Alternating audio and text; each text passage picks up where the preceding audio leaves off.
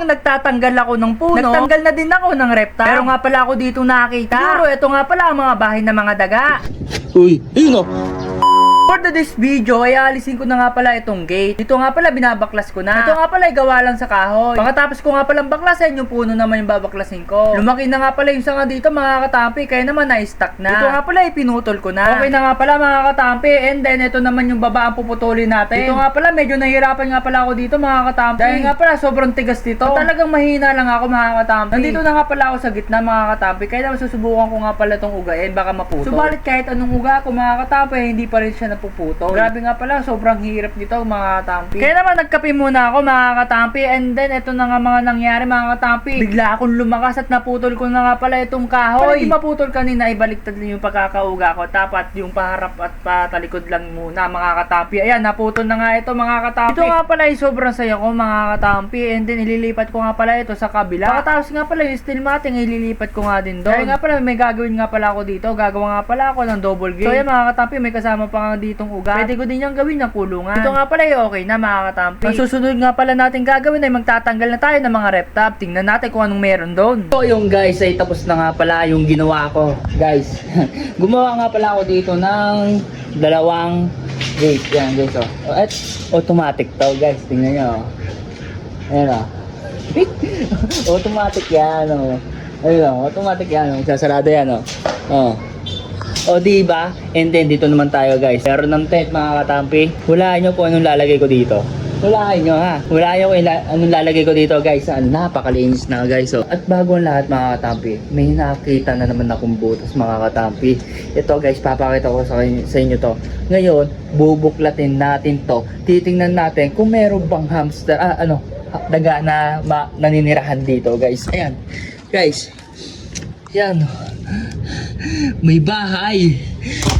Bagong lahat, lalagyan natin ng welcome home. So ayan guys, nilagyan natin ng welcome home. Ayan, bahay niya talaga guys. Bahay ng daga. Ngayon, babawasan muna natin yung tubig nito guys. May laman tong full gold. So ayan mga katampi, hintayin lang natin maubos yung tubig dito. And then ito, lalagyan natin dito, baka may mapasamang isda para hindi naman sayang guys. Ayan, hintayin lang natin. So ayan guys, malapit na nga pala maubos. Excited na ako tingnan yung laman nito. Tingnan natin. Welcome mo pa nga yan oh. G, tingnan natin guys kung ano laman nito. Tingnan natin siya bubuhatin. Mabigat. Mabigat guys oh. Uy. Uy. Bago ano sumunod sa akin. Uy. Ayun oh. Uy. Uy. Ano yun? Ano yun? Takot guys. Hello. Buksan mo na natin. Tingnan natin bahay. Gusto makakita kasi. Hello. Uy. Uy. Ito natin hilahin guys. Uy. Nahuli na tayong dating. Wala na guys. Sayang. Bahay niya din pala ito. Wala na. Hamster ko ata yung guys oh. Kalansay na yung hamster ko oh. Ito yung bahay niya guys. Next time ito naman natin lilinisin. Mga katampi, lilinisin natin to. Ito, walang laman guys. Siguro nakatakas na sila. And then next naman natin ito guys. Ito next natin, pati yung dulo. Silipin nga natin. Yun o, may mga dito oh. Parang bahay-bahay oh. Yun o, sabi ko na nga ba. Yun o, may bahay doon guys. Lagot! So yung mga katampi, tingnan lang natin yung tingnan mga katampi. So wala tayong nakakita dito sa banda dito. Wala, mga ipis lang.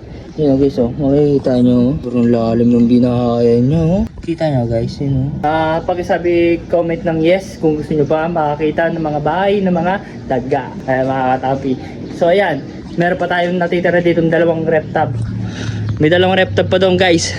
Aalisin din natin yan. Yung may gusto ng rep top guys, tingin nyo lang sa akin kasi tatapon ko din yan sa yung mga rep top na yan. Ayun o, meron pa ako doon rep top oh. So ayan guys, hanggang dito lang istorya. Paalam.